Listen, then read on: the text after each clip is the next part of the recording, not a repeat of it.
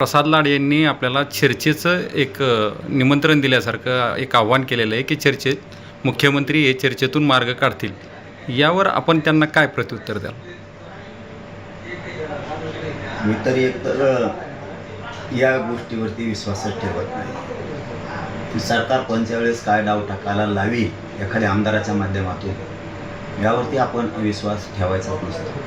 पण या 2.5-3 वर्षाच्या आंदोलनाच्या काळात आम्ही कधी अशा गोष्टीवरती विश्वास ठेवला नाही किंवा कोणाला कधी आमंत्रण दिलं नाही. सरकार मात्र स्वतःहून गोरगरिबाच्या प्रश्नासाठी आंतरवलित गोरगरिबांना त्यांच्या समस्या वेदना जाणून घेण्यासाठी आलेलं आहे. परंतु आज पहिल्यांदाच आम्ही त्या लाडभाऊला त्यांना निमंत्रित केलं आहे. त्याचं कारण पण तसंच आहे. निमंत्रित केलं आहे म्हणजे आम्ही स्वतःहून केलेलं नाही आहे. त्यांचं असं म्हणणं होतं लाडभाऊंचं की 100% मुख्यमंत्री साहेब चर्चेतून मार्ग काढणार. पत्रकार बांधवांनी त्यांना 2दा-3दा विचारलं, मंजुऱ्या मिळणार, मान्य करणार मागण्या? म्हणजे हो 100% करणार. मुख्यमंत्र्यांना देवेंद्र फडणवीस साहेबांना सुद्धा भेटायची गरज नाही आहे. 100% करणार. कारण त्यांनीच सांगितलं आहे कारणसुद्धा की माझ्या समाजाचे प्रश्न आहे. म्हणजे त्यांनी असं सांगितलं की मी मराठा आहे, माझ्या समाजाचे प्रश्न आहेत आणि माझ्या समाजाच्या कल्याणासाठी पाटील झटले आणि ते यशस्वी पण झाले असं त्यांनी सांगितलं. त्यांच्या थोड्या शब्दात आम्हाला गर्व वाटला मला की त्यांनी सांगितलं मी मराठा आहे म्हणून. ठीक आहे म्हणलं, हरकत नाही. मला काय राजकारण करायचं नाही, मला काय पुढं द्वेषानं पुढं जायचं नाही आहे. माझ्या मनात कणभरसुद्धा सरकारविषयी किंवा त्यांच्या मनात ज्या माणसांचं नाव आहे त्याविषयीसुद्धा माझ्या मनात कणभरसुद्धा कसलाही द्वेष नाही आहे. माझ्या समाजाच्या गोरगरिबांच्या लेकराला जर मिळालं नाही तर मी कोणाला सोडत नाही, ही माझी भूमिका आहे. ज्यावेळेस शिंदेसाहेब मुख्यमंत्री होते त्यावेळेससुद्धा आम्ही त्यांच्याच विरोधात आंदोलनं केले. मुंबईलासुद्धा त्यांच्याच विरोधात आम्ही गेलो आहे. वर्ष, 1.5 वर्ष, 2 वर्ष त्यांच्याच विरोधात आंदोलन होतं. कारण शेवटी जो मुख्यमंत्री असेल, जो सरकार चालक असेल त्याच्या विरोधातच शेतकरी असो, मराठा असो, कोणतीही जाती धर्माचा माणूस असो त्याला आंदोलनं करावं लागते, न्याय मिळते. त्या भूमिकेतून आम्ही केलं. आजही आम्ही 30 मे तारीख डिक्लेअर केली आंदोलनाची. तर आम्ही द्वेष भावनेनं ती केलेली नाही आहे. माझ्या समाजाच्या लेकराचे लाखो करोडो लेकरांचे ॲडमिशन आता जूनमध्ये होणार आहे. त्यांच्या व्हॅलिटी रोखून आहे, त्यांचे कुणबी प्रमाणपत्र देण्यात यावे, हैदराबाद गॅजेटियर प्रमाणे देण्यात यावं, सातारा संस्थांचं जे केसेस सगळ्या मागावं, आमच्या गरिबांचे बलिदानं लेकरांचे गेलेत आरक्षणासाठी त्यांचे विषय मार्गी लागावे, सारथीचे विषय आहेत, EWS SC-BCचे पोरांच्या नियुक्त्या थांबल्यात ते विषय आहेत, शिंदे समितीच्या मुदतवाढीचा विषय, अशा अनेक विषयाला घेऊन मी माझ्या गोरगरीब समाजाच्या लेकरांच्या वेदना, त्यांचं भविष्य, त्यांचं भवितव्य धोक्यात येऊ नये म्हणून लढतोय. पण त्याच कालावधीत त्यांना काय संशय आला आहे का काय मला माहीत नाही लाडभाऊला. परंतु त्यांनी सांगितलं, कारण ते मला मनोज दादा म्हणले, मला ही त्यांना लाडभाऊच म्हणावं लागणार आहे. कारण ते एका भावाच्या भूमिकेत आले. ते एक समाजाची माया त्यांच्या बोलण्यात आम्हाला दिसली, त्यांच्या तळमळ आम्हाला ती दिसली. पक्षापेक्षा, सरकारपेक्षा त्यांच्या बोलण्यात खूप आम्हाला जास्तीचं प्रेम या मराठा समाजाच्या गोरगरिबांच्या लेकराविषयी दिसलं. आणि मी एक खरं बोलतो, मी पोटात एक आणि होटात एक, तोंडात एक असं कधी बोलत नाही. माझ्या मनात जी आहे ती मी स्पष्ट बोलतो. ज्याला विरोध करायचा त्यालाही स्पष्ट करतो. कुणाला मोजत बी नाही, भेदसुद्धा नाही. परंतु मला मात्र त्यांच्या शब्दात माया वाटली म्हणून मी त्यांना सांगितलं की तुम्ही यावं. आणि हे 2.5-3 वर्षाचं आंदोलन सुरू आहे, अखंड सुरू आहे, याला कुठेही खंड नाही.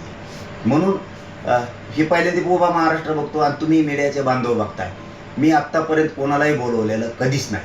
पण या माणसात, या लाडभाऊमध्ये आम्हाला तळमळ दिसली, समाजाविषयीची, समाजाच्या लेकराविषयी तळतळ दिसली. म्हणून आम्ही त्यांना सांगितलं की तुम्ही या, पण 23 तारखेच्या आत या, 23 मेच्या आत या. कारण मी हे काल सांगितलं आहे 18 तारखेला, आज 19 तारीख आहे. आज 19 तारीख आहे म्हणजे 18, 19, 20, 21, 22, 23 6 दिवस आहेत तुमच्या हातात. तुम्ही या, मागण्याची मंजुरी करा. काहीही आम्हाला आंदोलनं करायचं, काहीही कामाला काय समाजाचं दुःख खूप महत्त्वाचं असतं, लेकरांचं दुःख खूप महत्त्वाचं असतं. म्हणून मी ह्या गोष्टी करतोय. हे त्यांच्या लक्षात आलं म्हणून त्यांनी लाडभाऊंनी तिकडून सांगितलं की हो मुख्यमंत्री 100% मागण्या अमान्य करणार, मंजुरी देणार. आम्हाला आशा वाटली. आणि लाडभाऊ एक महत्त्वाचं सांगतो, या चॅनलच्या बांधवांच्या माध्यमातून सांगतो, 100% आता आम्ही तुमच्याकडे अपेक्षेने आणि आशेने बघायला लागलो. जसा चातक पावसाची वाट बघतो एका थेंबाची, तशी आम्ही चातकाप्रमाणे आता लाडू तुमची वाट बघतोय. अंतरवाली सन्मानानं तुम्हाला बोलवते, मराठा समाज तुम्हाला सन्मानानं बोलवतो. तुम्ही बोलल्यापासून मी तुम्हाला निमंत्रण दिलं. मी कधीच निमंत्रण देत नाही. हे मराठ्यांचं निमंत्रण तुम्ही कधीही डावलू नका. आणि याच्याबरोबर एक महत्त्वाची गोष्ट सांगतो तुम्हाला, ती तुम्ही आयुष्यात आता विसरू नका. कारण तुम्ही तिकडून म्हणला मराठा समाजाला 100% सगळ्या मागण्याची मंजुरी फडणवीस साहेब करतील. मी सांगतो आम्हाला पण बोलवा. तुमच्या आवडीचेच मंत्री, त्यांच्याशीच तुम्हाला बोलायचं का, त्यांच्याशी चर्चा करायची का, असं तुम्ही म्हणला. आमच्या आवडीनिवडीचं कोणीच नाही आहे. जो मराठा समाजासाठी धावल त्याच्या आशेवरती आम्ही राहतो, त्या आशेवरती करतो. आता तुमच्यावरती मान टाकली, तुमच्या खांद्यावरती, तुम्हाला सन्मान आहे. आता तुम्ही 23 मेच्या आत या. पण एक गोष्ट लक्षात ठेवा, तुमच्यामुळं मी कालपासून राज्यभरात गावागावात बैठका सुरू आहेत आमच्या, त्या मी थांबवल्यात तुमच्यासाठी. फक्त आम्हाला धोका देऊ नका. समाजाशी दगाफटका पक्षासाठी आणि सरकारसाठी करू नका. कारण तुम्ही ज्या समाजाचं छाती टोकून सांगितलं मी मराठ्यांचा आहे, म्हणून आम्ही तुमच्यावर विश्वास ठेवला आहे. तुम्ही आता 23 मेच्या आत या, सगळ्या मागण्याची अंमलबजावणी करा. फक्त पुन्हा पुन्हा तेच सांगतो, तुमच्यामुळे मी राज्यातल्या बैठका थांबवल्यात आणि तुम्ही जर नाही आलात तर इथं आम्हाला राहिलेल्या दिवसात तयारी होणार नाही. 30 मेचं मी आंदोलन थांबवू शकत नाही, ते थांबणार पण. तुम्ही मंजुऱ्या द्या. काय करायची गरज आहे आम्हाला आंदोलन करायची? गरजच नाही. फक्त धोका मात्र आता समाजाशी होऊ नये हे तुम्ही लक्षात ठेवा. आम्ही कधीही कुणाला बोलवत नाही. पहिली वेळी आम्ही तुम्हाला बोलवलं कारण तुमचे शब्द पण तसे होते म्हणून बोलवले. आम्हाला त्या शब्दावर विश्वास वाटला. नसता असे किती का मंत्री आमदार बोलतायत, आम्ही ध्यान पण देत नाही. पण तुमच्या बोलण्यात आम्हाला कुठंतरी तथ्य वाटलं, समाजाविषयी माया वाटली, म्हणून आम्ही तुम्हाला बोलवतो. आणि हे पोटतिडकीनं बोलतो मी. काही पोटात आडा ठेवून बोलत नाही, चेष्टा मस्करी करत नाही. मला माझ्या समाजाच्या लेकराचं भलं करायचं आहे, तुमच्या हातून करा. काय अडचण आहे मला? तुम्ही श्रेय घ्या. सातारा संस्थांचा JR काढा, केसेस मागं घ्या, सारथीचे विषय, महामंडळांचे विषय, तुम्ही बलिदान गेलेले कुटुंबाचे विषय, हैदराबाद गॅझेटचा विषय, 58 लाख नोंदी सापडलेला विषय. आम्हाला करायचं आहे का? तुम्ही हैदराबाद गॅझेटनुसार बी कुणबी प्रमाणपत्र द्या, आम्हाला काय हरकत नाही.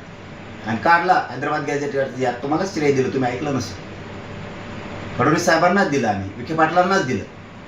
फक्त प्रामाणिक आमची तळतळ एवढीची की आम्ही तारीख डिक्लेअर केली आणि विश्वास आता तुमच्यावरती ठेवला. तुम्ही मीडियातून बोलले, आम्ही मीडियातूनच तुम्हाला निमंत्रण दिलं. मात्र आमच्याशी आता दगा नको.